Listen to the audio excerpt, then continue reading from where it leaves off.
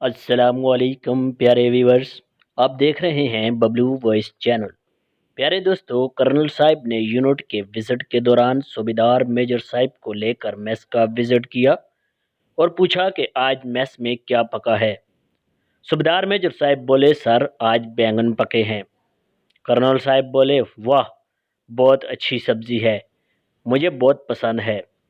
सूबेदार साहब कहने लगे, सर मुझे भी बहुत पसंद है। जिस दिन ये सब्जी पके मैं सिर्फ बैंगन ही खाता हूँ, रोटी नहीं खाता, इतने अच्छे लगते हैं मुझे।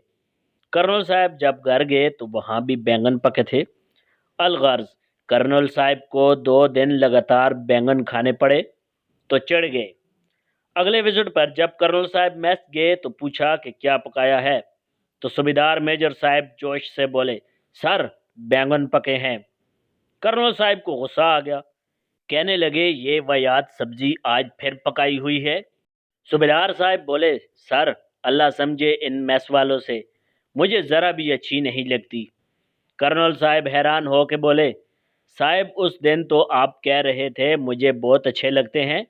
तो सूबेदार साहब ने कस कर सलूट किया और बोले, सर मुझे आपकी नौकरी करनी है, बैंगन की नहीं।